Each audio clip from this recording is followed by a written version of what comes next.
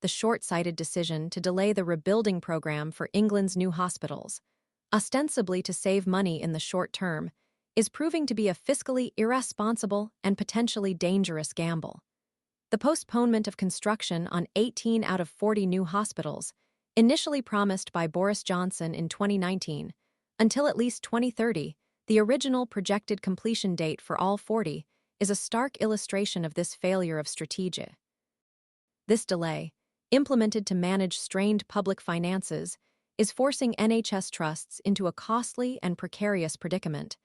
NHS trust leaders are raising urgent concerns about the deteriorating condition of these 18 hospitals, many of which are already in a critical state of disrepair.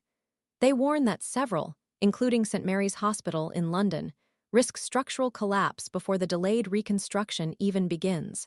The sheer dilapidation of some. The NHS Confederation, in a December statement, characterized the condition of some hospitals as outright dangerous for both staff and patients, highlighting a severe and immediate safety risk.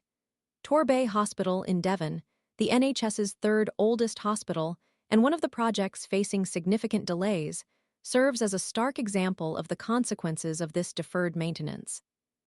The hospital is grappling with a range of critical infrastructure issues, including sewage leaks into patient wards, persistent water leaks, and dislodged concrete.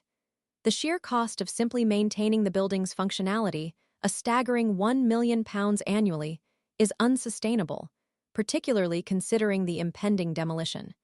This expenditure represents money diverted from essential patient care and services, a direct consequence of the government's short-sighted cost cut. Health Secretary Wes Streeting's announcement of a drastically revised timetable for the new hospital program last month, revealing substantial delays across numerous projects, triggered widespread consternation among hospital executives and local members of parliament. This revised plan, developed following extensive consultations with the Treasury, which allocated £3 billion annually to the program, underscores the inherent challenges in balancing budgetary constraints with urgent infrastructure needs. The government's own statement acknowledges the perilous state of some NHS facilities. Right now, there are some NHS facilities that are no longer fit for purpose and which are posing a risk to patients and staff alike.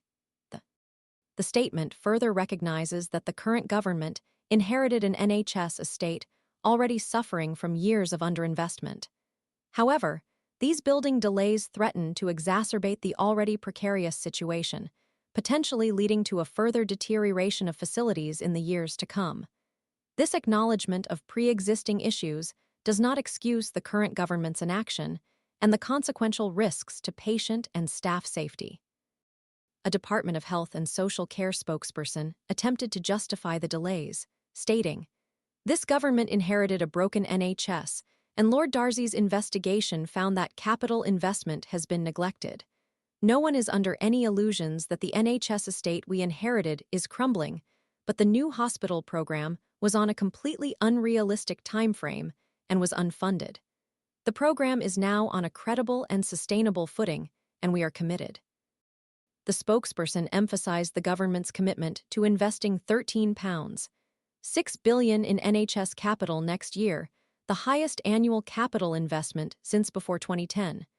This investment, they argued, will include addressing the backlog of critical maintenance and repairs, including the hazardous rock concrete issue. However, the delayed projects and the accumulating costs associated with temporary repairs and mitigating risks cast doubt on the efficacy. The claim of a credible and sustainable footing rings hollow in the face of the continued deterioration and immediate dangers presented by the delayed hospital rebuilds. The long-term cost of this delay, in terms of both financial resources and potential harm to patients and staff, will significantly outweigh any perceived short-term savings. The current situation underscores a fundamental failure of long-term planning and prioritization within the NHS.